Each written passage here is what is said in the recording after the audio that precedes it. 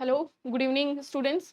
आज हम इकोनॉमी का एक ऐसा टॉपिक पढ़ने जा रहे हैं जो हर कॉम्पिटिटिव एग्जाम में अक्सर पूछा जाता है, जो है GDP, GNP, national income, NNP. अक्सर स्टूडेंट इन सभी टॉपिक्स को लेकर के बहुत ज़्यादा कंफ्यूजन में रहते हैं। आज मैं इस टॉपिक को बहुत ही इजी लैंग्वेज में आप सभी को समझाऊंगी। मेरा नाम है नेहा दहिया और शुरू करते हैं आज बहुत ही सिंपल लैंग्वेज में इकोनॉमिक्स, जिससे कि आप कोई भी क्वेश्चन इन टॉपिक से अगर आता है तो बिना किसी कंफ्यूजन के बहुत आसानी से सोल्व कर पाएंगे। So let's start with basic concept GDP. अक्सर आपने ये वर्ड सुना होगा। जब भी बजट आता है, इकोनॉमिक सर्वे आता है, कोई भी न्यूज़ होती है, हमेशा ये एक बेसिक शब्द सुनने में आता है। कभी जीडीपी एट फैक्टर कॉस्ट पूछा जाता है, कभी जीडीपी एट मार्केट प्राइस पूछा जाता है।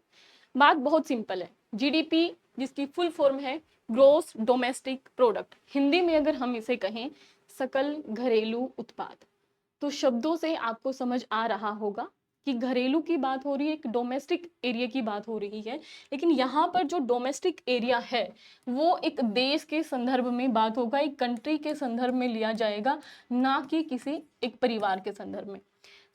अगर हम एक ही देश के अंदर एक पूरे साल के दौरान जितना भी टोटल सर्विस का, गुड्स का प्रोडक्शन हुआ है, उसे हम कहेंगे जीडीपी, ग्रोस डोमेस्टिक प्रोडक्ट। यानी भारत जो अपना देश है, इसमें एक वित्तीय वर्ष के दौरान, जिसको हम मार्च से अप्रैल में काउंट करते हैं, इस दौरान जितना भी हमने उत्पादन किया है, चाहे वो सर्विस सेक्टर का है, चाहे आपका गुड्स का है। गुड्स में आप कोई भी सामान मांग सकते हैं, ये पेन मांग सकते हैं, टैबलेट मांग सकते हैं, या कंप्यूटर मांग सकते हैं, कुछ भी, कोई भी ऐसे प्रोडक्ट्स जिसका प्रोडक्शन इंडिया के अंदर हो रहा है, वो सब कैलकुलेट होगा जीडीपी में। अब इसमें एक कंफ्यूजन होता है कि सपोज दैट अमेजन का एक वेयर हाउस है जो इंडिया में काम कर रहा है, या कोई ऐसी कंपनी जो विदेश की कंपनी है और अपने देश में यहाँ आकर के उन्होंने प्रोडक्शन की एक यूनिट लगाई है। क्वेश्चन रेज हो जाता है कि आप तो मैडम देश के उत्पादन की बात कर रहे हो, लेकिन कंपनी तो दूसरे देश की है, तो यहाँ पर जो उत्पादन होगा वो दूसरे देश का माना जाएगा या अपने देश का? तो सिंपल सी बात है, अगर आपने अपने घर में एक फैक्ट्री लगाई है, इसमें आपने 4 लेबर रखे हैं और आप यहाँ पर प्रोडक्शन कर रहे हैं, लेबर पैसा आपसे लेकर के वेजेस अपने घर भेज रहा है, लेकिन प्रोडक्शन आपका ही काउंट होगा क्योंकि आपने फैक्ट्री लगाई है, आपके घर में है। लेकिन वही फैक्ट्री किसी दूसरे देश की है, लेकिन घर आपका है और प्रोडक्शन यहाँ पे हो रहा है, तो कहने में बात यही आएगी कि फलां व्यक्ति के मकान में इतना उत्पादन हो रहा है। तो इसी तरीके से अब इसको देश के संदर्भ में हम कैलकुलेट कर लेते हैं कि एक देश के अंदर भले ही जापान की टोयोटा कंपनी आपके यहाँ प्रोडक्शन कर रही है, अमेजन के प्रोडक्ट लॉन्च हो रहे हैं, या किसी भी कंट्री के अपने यहाँ पर प्रोडक्ट लॉन्च हो रहे हैं, वो सारे के सारे हमारे देश के उत्पादन का हिस्सा है, हमारे देश की एक बाउंड्री के अंदर हो रहा है, इसीलिए वो यहाँ की अर्थव्यवस्था के उत्पादन में कैलकुलेट किया जाएगा। आई होप ये बहुत बेसिक कॉन्सेप्ट अब आपको समझ में आ गया होगा। अब इसकी परिभाषा की हम बात कर लेते हैं। तो बहुत सिंपल में आपको समझ आया कि एक वित्तीय वर्ष के दौरान एक देश की घरेलू सीमा के अंदर सभी निवासियों और गैर निवासियों के द्वारा उत्पादित जितना भी उत्पादन है वो सकल घरेलू उत्पाद कहा जाएगा। आई होप ये कॉन्सेप्ट क्लियर हो गया होगा। अब यहाँ पर दो चीजें आती हैं, GDP at factor cost and GDP at market price. ये अलग कॉन्सेप्ट है, इसको हम थोड़ा बाद में सीखेंगे।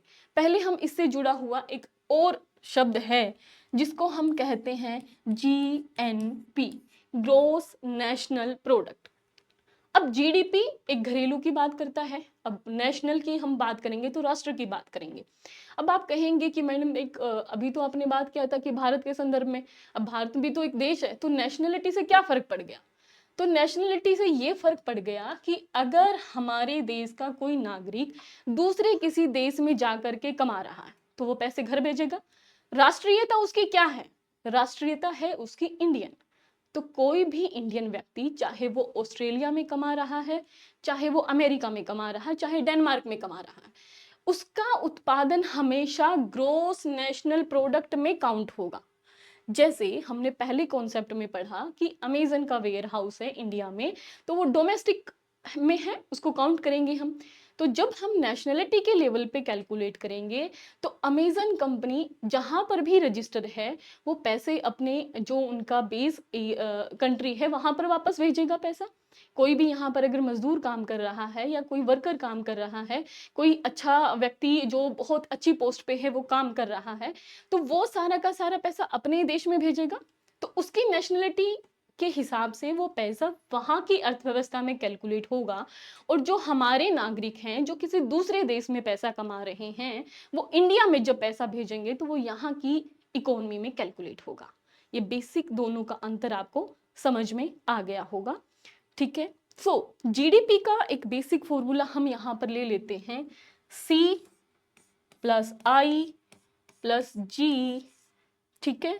और इसके आगे हम जोड़ लेते हैं x माइनस एम। नो, सी मतलब कंजम्पशन, हम जितना भी उपभोग कर रहे हैं वो सब। आई मतलब इन्वेस्टमेंट, हम जितना भी इन्वेस्टमेंट कर रहे हैं, जितना भी हम निवेश कर रहे हैं।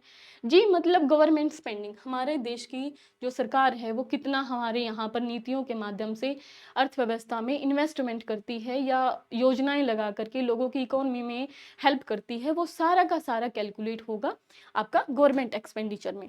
इसके आगे आता है x minus m. X minus m का मतलब है एक्सपोर्ट माइनस इंपोर्ट। तो जो हम निर्यात कर रहे हैं उसका तो पैसा हमारे देश में आएगा, प्लस जो पैसा हम दूसरे देश से जब हम इंपोर्ट कर रहे होते हैं, सामान कोई भी मंगवा रहे हैं, तो उसके बदले में हमें कुछ पैसा देना पड़ेगा। तो वो यहाँ पर उन दोनों का जो डिफरेंस रहेगा that is X minus M.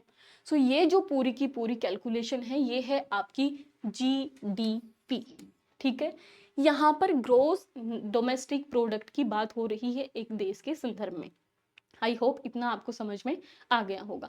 Now अब हम बात करते हैं कि दोनों का बेसिक डिफरेंस जो आपको समझ में आ गया होगा। डी मतलब डोमेस्टिक, घरेलू की बात करती है, यहाँ पे एक देश की बाउंड्री की बात कर रही है। और यहाँ पे एन एन मतलब नेशनलिटी की बात की जा रही है, राष्ट्रीयता के संदर्भ में बात की जा रही है। इतना मेजर जो डिफरेंस है वो आपको समझ में आ गया होगा। जीडीपी लोकेशन बेस्ड है और जीएनपी आपका सिटीजनशिप बेस्ड है। यहाँ पे जीडीपी में फॉरेन कंपनीज को इन्वॉल्व हम करते हैं, इंक्लूड करते हैं, जैसे अमेजन का वेयर हाउस हमने बताया। लेकिन यहाँ पर जब जीएनपी की हम बात कर रहे हैं तो नेट हम कैलकुलेट करेंगे कि यहाँ पर जो उन लोगों ने कमाया वो अपने देश में लेकर के चले गए, और जो हमारे देश के नागरिक हैं जो कहीं और कमाए वो हमारे देश में लेकर के आ गए हैं। जब इनका हम नेट डिफरेंस निकालते हैं तो वो जीएनपी में कैलकुलेट होगा। क्लियर? आई होप इतना आपको समझ में आ गया होगा। नाउ अब हम इसके आगे थोड़ा सा बढ़ते हैं और वो होता है हमारा एनएनपी। पहले एनडीपी हम कैलकुलेट करेंगे, नेट डोमेस्टिक प्रोडक्ट। अब नेट डोमेस्टिक प्रोडक्ट का मतलब है कि जब जीडीपी में से हम डेप्रिसिएशन को माइनस कर देते हैं, यानी जीडीपी माइनस डेप्रिसिएशन। अब ये डेप्रिसिएशन क्या है मैडम? डेप्रिसिएशन का मतलब है मूल्यह्रास। जैसे आपने गाड़ी ली, गाड़ी लेने के बाद में 1 साल 2 साल 1.5 साल जितना भी आपने चलाई, कुछ टाइम के बाद में उसकी जो मशीनें हैं वो कमजोर पड़ जाती हैं, या मशीनें हमने कोई किसी फैक्ट्री में लगाया, उसकी प्रोडक्शन जब हम करें तो मशीनों में घिसावट आनी शुरू हो जाती है। तो उसके बाद में जो गाड़ी आपने 10 लाख रुपए में ली थी, 1 साल के बाद में जब उसकी आप नेट वैल्यू निकालेंगे या किसी को बेचने जाएंगे तो वो 6 7 8 लाख, डिपेंड ऑन की उसकी कैसी स्थिति है, इसमें कैलकुलेट की जाएगी। सो जब हम पूरी जीडीपी में से, एक देश की अर्थव्यवस्था में से वो सारी चीजें जो मूल्य ह्रास की वजह से जिनमें गिरावट आई है उनको हम घटा देते हैं तो आपका निकलता है net domestic product. I hope ये समझ में आ गया होगा आपको। सिमिलरली ये जीएनपी के संदर्भ में भी है। जब जीएनपी में से हम एनडीपी सब्ट्रैक्ट कर देते हैं तो आपका आ जाता है एनएनपी, नेट नेशनल प्रोडक्ट। और यही नेट नेशनल प्रोडक्ट आपका नेशनल इनकम को डिनोट करता है। इतना बेसिक कॉन्सेप्ट आई थिंक आपको समझ में आ गया होगा। अब बात करते हैं कि net national product at factor cost and net national product at market price. अब इनमें क्या अंतर है, क्योंकि दोनों ही चीजें अलग अलग हैं।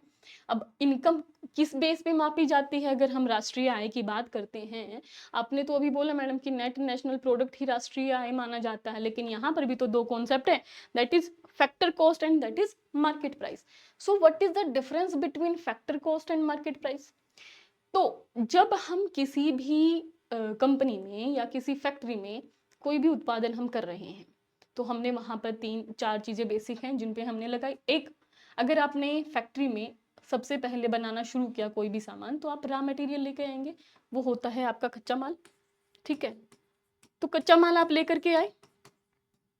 कच्चे माल के अलावा और आप क्या खर्च कर सकते हैं? आपने जमीन ली है तो उसके बदले में आपको या तो लगान देनी पड़ेगी, या सिंपल लैंग्वेज में कहा जाए तो आपको किराया देना पड़ेगा। तो दूसरी चीज हो गई आपकी फेयर या किराया। अब इसके अलावा तीसरी चीज आती है कि आपकी मजदूरी।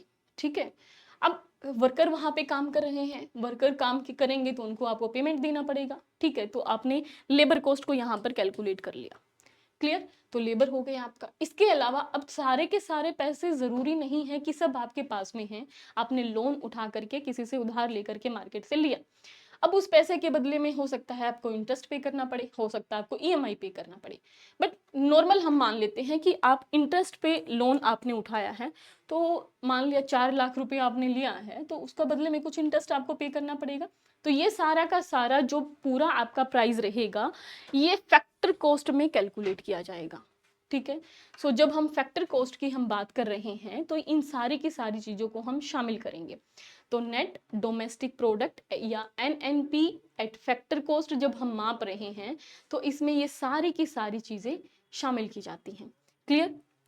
तो यहाँ पर हमने बात किया फैक्टर कॉस्ट की। अब हम बात करते हैं मार्केट प्राइस की। तो मार्केट प्राइस में जब हम कैलकुलेट करेंगे, तो यहाँ पर हम टैक्सेस को इन्वॉल्व कर लेते हैं। ठीक है, एनएनपी एट मार्केट प्राइस हम कैलकुलेट जब हम करेंगे, तो जो टैक्स गवर्नमेंट ने लगाए हैं या सब्सिडी जो दे रही है गवर्नमेंट, इनका जो डिफरेंस है उसको हम ले लेते हैं। क्लियर? तो जिस प्राइस पर कोई चीज मार्केट में बिक रही है, अब फैक्ट्री कॉस्ट पे मान लिया एक पेन की कॉस्ट है, ये पेन है, इस पेन की कॉस्ट है मान लिया 5 रुपए, बट मार्केट में आपको ये मिलेगा 10 रुपए में। तो ये बाकी के जो 5 रुपए आपके एक्स्ट्रा बढ़े हैं, ये 5 रुपए किस किस बेस पे बढ़े हैं? इसमें कुछ गवर्नमेंट ने टैक्स लगाया, कुछ उसका स्टेट टू स्टेट जब ट्रांसपोर्ट हुआ तो वहां पर पैसे लग गए हैं, या 5 से 10 ज्यादा हो गया तो आप मान लीजिए कि 7 रुपए में ये लगभग पड़ रहा है आपको। तो कोई दुकान वाला इसमें बीच में अपना बेनिफिट निकाल रहा होगा, प्रॉफिट निकाल रहा होगा। तो इन सभी चीजों को जब हम इन्वॉल्व करते हैं इसमें, तो हम 5 की बजाय उसका प्राइस 7 हो जाता है, that is eight market price. Clear? तो मार्केट प्राइस आपको समझ में आ गया होगा। जब हम इसमें टैक्स इंक्लूड करते हैं, सब्सिडीज को माइनस कर देते हैं, तो आपका फैक्टर कॉस्ट से बढ़ करके वो चीज चली जाती है मार्केट प्राइस पर। ये बेसिक चीजें आपको समझ आ गई होंगी। तो जब हम नेशनल इनकम की हम बात कर रहे हैं, एनएनपी की हम बात कर रहे हैं एट मार्केट प्राइस, तो मार्केट प्राइस में आपको करना है फैक्टर कॉस्ट प्लस जो नेट टैक्सेस है, एनआईटी नेट इनडायरेक्ट टैक्सेस जिसको हम कहते हैं। ठीक है, इसको मैं यहाँ पर इरेज हो गया पूरा का पूरा। ठीक है, कोई नहीं। सो जब हम कैलकुलेट करते हैं net domestic product at factor cost, तो हमने वो सारी की सारी चीजें जिसमें हमने कच्चा माल, ठीक है, कच्चा माल हमने शामिल किया, फेयर हमने शामिल किया, इंटरेस्ट हमने शामिल किया, ये सारी की सारी चीजें, और इसके अलावा लेबर कॉस्ट, ये चीजें हम शामिल किया। अब जब net domestic product at factor cost से हमें जाना है नेट डोमेस्टिक प्रोडक्ट या एनएनपी, इसके यहाँ पे लिख सकते हो, क्योंकि दोनों ही चीजें हमें कैलकुलेट करनी है। ठीक है, तो जब हम जा रहे हैं एट फैक्टर कॉस्ट से मार्केट प्राइस पे, तो मार्केट में हमने क्या करना है, एनआईटी नेट इनडायरेक्ट टैक्सेस को हम ऐड कर देते हैं। यानी जो गवर्नमेंट ने टैक्स लगाए उनको हम ऐड कर देंगे। सब्सिडीज अगर गवर्नमेंट अपनी तरफ से किसी प्रोडक्ट पर दे रही है, तो उसको हम सब्ट्रैक्ट कर देते हैं। इसका एक बेसिक सा एग्जाम्पल है जो हम दे देते हैं, वो है यूरिया। यूरिया का प्रोडक्शन अपने यहाँ पर बहुत ही कम होता है। अब ऐसे में सब, क्योंकि किसानों की डिमांड बहुत ज़्यादा है, किसानों की डिमांड को पूरा करने के लिए गवर्नमेंट क्या करती है, कंपनीज को सब्सिडी देती है। इतना महंगा यूरिया किसान खरीद नहीं सकते हैं। तो और प्रोडक्शन की रिक्वायरमेंट भी है, अपने यहाँ के लैंड में नाइट्रोजन, पोटेशियम, इन सभी चीज़ों की ढेर कमी है। अब इन सभी चीज़ों को बैलेंस करने के लिए गवर्नमेंट क्या करती है, कंपनीज को सब्सिडी देती है, डायरेक्ट किसानों की बजाय कंपनी को सब्सिडी देती है। कि मान लीजिए कि यूरिया का एक जो बोरी है वो आती है 500 रुपए की, बट किसान को वो मिल रही है 250 रुपीज़ की। अब कंपनी ये एक्स्ट्रा जो पैसे है वो क्यों अपना घाटा करना पसंद करेगी। सो इसके लिए वो गवर्नमेंट से डील करती है कि देखो हमारी जो टोटल प्रोडक्शन कॉस्ट है, फैक्ट्री कॉस्ट ही हमारी जो पड़ रही है सर वो तो 500 रुपये है, आप चाह रहे हैं कि हम मार्केट प्राइस पे 250 पे दे दें, तो बाकी का जो 250 रुपीज़ है वो हम कैसे मैनेज करेंगे, ये तो हमारे प्रॉफिट में है ही नहीं। सो ये बाकी का जो 250 है वो सब्सिडी के थ्रू गवर्नमेंट प्रोवाइड करती है कंपनीज को, वो कंपनियां तब जा करके किसानों को 250 पे देती है। कुछ चीज़ें इस तरीके से सब्सिडी में हम कैलकुलेट करते हैं। कुछ चीज़ें ऐसी होती हैं कि जहाँ पर जैसे पेन का हमने एग्जांपल लिया कि 5 रुपये मान लिया फैक्ट्री कॉस्ट है, बट हम मार्केट में जाएंगे लेने के लिए तो वो 7 रुपये में मिलेगा। दैट मीन्स उसके ऊपर जो टैक्स लग रहा है वो उसमें इन्वॉल्व कर दिया जाता है। आई होप ये बेसिक से कॉन्सेप्ट आपको समझ में आ गए होंगे।